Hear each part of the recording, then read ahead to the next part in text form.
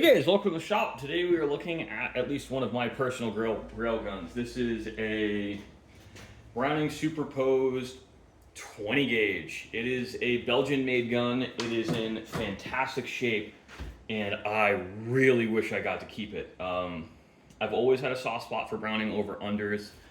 Now I have a couple Winchester 101s we're looking through. I went over one quickly. We'll take more time to look at the 12 gauge because it really is one of the more quintessential 101s, but these are really, really nice guns. Now, this is a relatively basic grade gun. It doesn't have a ton of figuring on the stock, but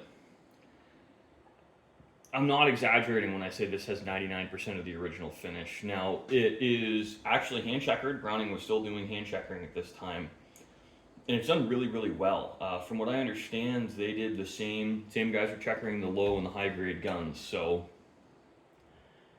oh my God, it's just, you have to pick this thing up to really believe how it handles. It's just, I love these shotguns.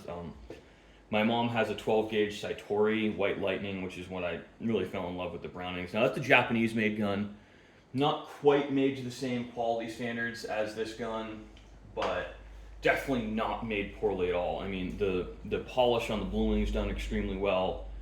It flies to the shoulder. It just wants to be shot. Now, part of that is, I don't know if this is factory or not, but this does have a slightly longer length of pull. It's 14 1/8. I'm 6'4", so that tends to fit me better. But I wouldn't cut it, because as far as I can tell, it's 110% original. And what's actually really cool on this is a perfect upland field gun. It has an improved cylinder bottom barrel and a modified top barrel. So definitely a really, really good field gun. It's in just, I mean, I'm blown away by it because I've wanted one of these for years, and now I have one in my shop, and I have to let it go. Unfortunately, this is probably going to wind up on Gunbroker. Locally, I don't have a big Browning cult. A lot of people don't really care about the Browning shotguns, so I can't really sell them. Locally, people really tend to like the American-made pump guns, and they like their, what's the word I'm looking for? Italian autoloaders, sorry, drawing a blank. So over-unders aren't seriously a huge thing locally, which sucks. I'd love to see this go to a local so I could actually have it come visit again. But it's not the end of the world. It is, I've gotten to enjoy it. I've gotten to handle it. I'm not shooting it because I don't really feel the need to.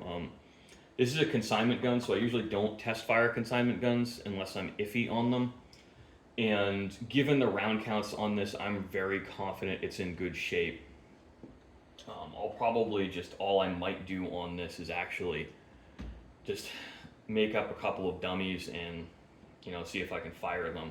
Make sure the ejectors work, but it is, as you can see, a really, really nice gun. Now, one of the reasons I actually like the Browning so much is they're svelte guns, all things considered, and I've come back around on the fixed chokes because you can make the barrels so much thinner than you can with removable chokes.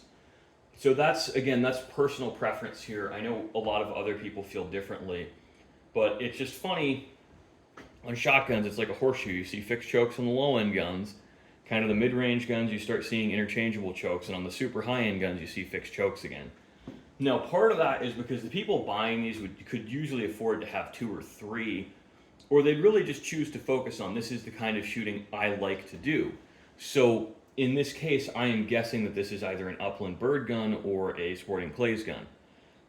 Based on the fact that it's a 20 gauge, I suspect it's really an upland hunting gun, not a sporting clays gun, especially with the very, very little round count on it.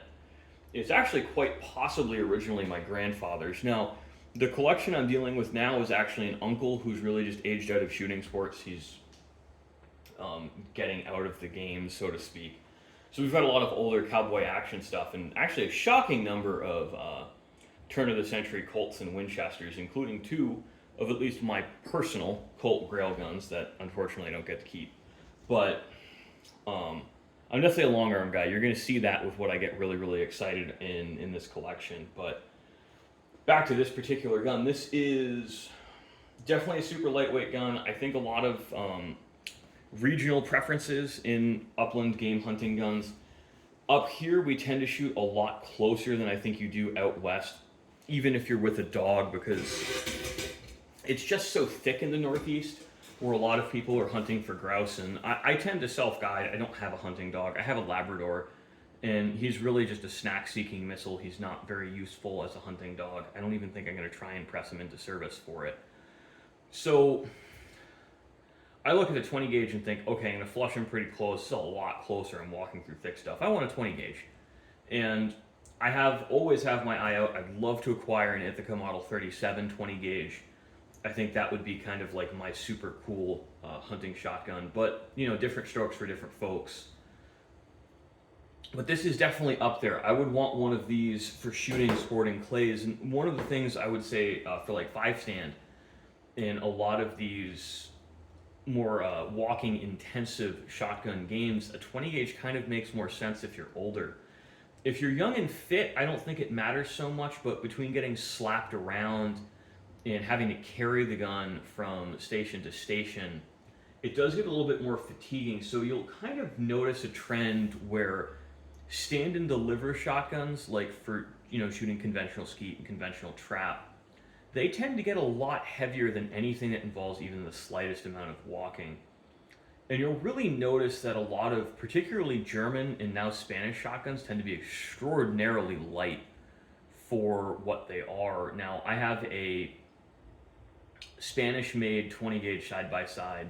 That is a super cool gun. That gun is absolutely staying in the family. There's no way on God's green earth it's ever getting sold out of the family once we talk about the story behind it. And I think I'll compare that actually to the over-unders.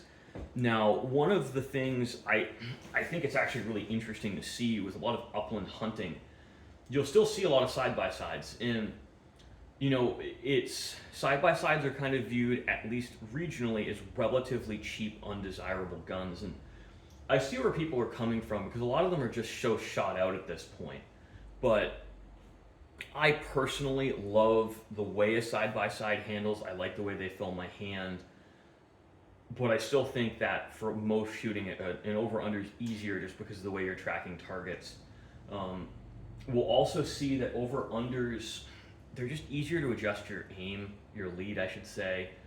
And they seem to generally be better regulated because of the way that recoil impulse is. One of the things you need to take into account regulating a side-by-side over and over-under is that your recoil impulse turns the gun a little bit. So you need to compensate for that somewhat. Where in an over-under, you really don't. Now, I'm going to assume that this is like every other Browning shotgun I've seen that's made in Belgium. It's going to be well regulated. It's actually shocking how good they are. But the other thing is, a lot of today's over-unders really aren't. And I think that gives a cheap over-unders, if you've never really tried a relatively expensive one. By relatively expensive, I'm saying like over $1,500 or $1,800 new. You're not going to get a gun that's well regulated. It won't shoot well. You'll do worse with it than you probably would with a pump or an auto.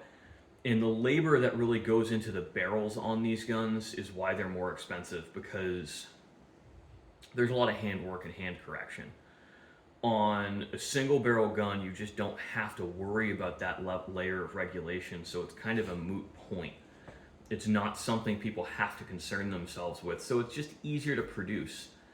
But there's so much more artistry and panache that comes with the over-unders and side-by-sides. It's one of the reasons as a gunsmith I like them. And I think that they're more enjoyable to shoot. This gun feels alive when you shoulder it.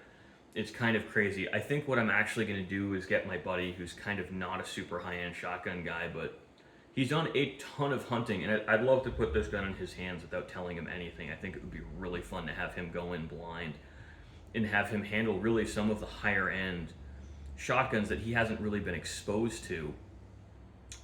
Just kind of like see what he thinks, because he's a Steven Savage guy. I've seen what he hunts with, and he's got like some high standard thing that in today's market will sell for about $150, and he loves it and does absolutely amazing with it when we go shoot clays. So I'm not going to knock him. He's a very, very good shot with a shotgun, significantly better than I am, but he doesn't get exposed to super high-end guns, and really the most expensive guns he ever handles are through the shop. So it's definitely interesting to get his perspective on things. And this is just a super fun gun. I think whoever winds up with it in the end is absolutely going to love it.